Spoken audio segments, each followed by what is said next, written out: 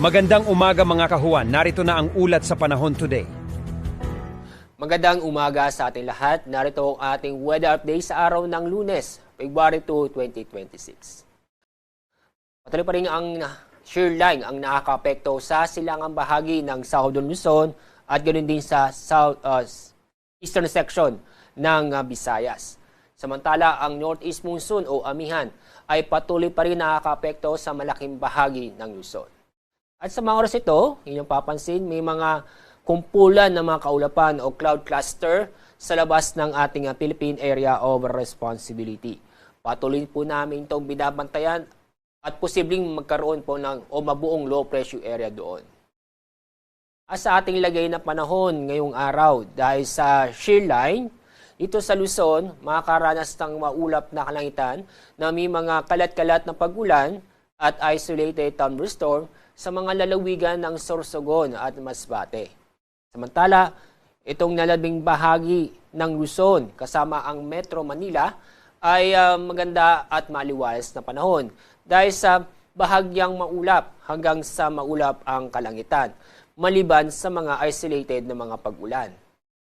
Dahil sa malamig na hangin, dulot ng amihan, dito sa Metro Manila, inaasahan pong pinakamababang temperatura ay aabot ng 21 degrees Celsius. Sa Baguio, aabot ng 14 degrees Celsius. Sa Lawag, 19 degrees Celsius. Sa Tuguegarao, aabot ng 17 degrees Celsius. Dako tayo sa Visayas at Mindanao.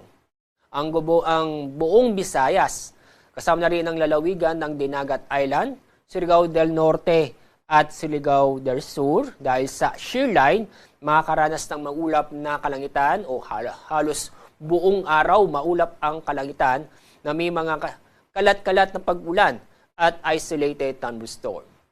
Samantala, itong nalabing bahagi ng Mindanao ay bahagyang maulap hanggang sa maulap ang kalangitan na may mga isolated na mga pag-ulan dulot ng thunderstorm. At dahil po sa shear line, ngayong araw may inaasahan tayong moderate to heavy rains sa Northern Samar, Eastern Samar, kasama na rin ang Dinagat Island at Surigao del Norte. Bukas, asahan din ng mga moderate to heavy rains sa Southern Leyte, Dinagat Island, Surigao del Norte at Surigao del Sur.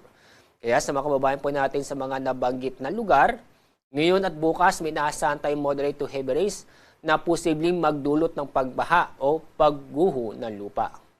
Although wala tayong gale warning, paalala na mag-ingat ang ating mga kababayan o mag-ingat para sa mga kababayan po natin na may balak pumalaot sa ating mga karagatan dahil sa moderate to rough seas sa northern at eastern seaboard ng ating bansa. Mamaya ang araw lulubog sa ganap na 5:55 ng hapon.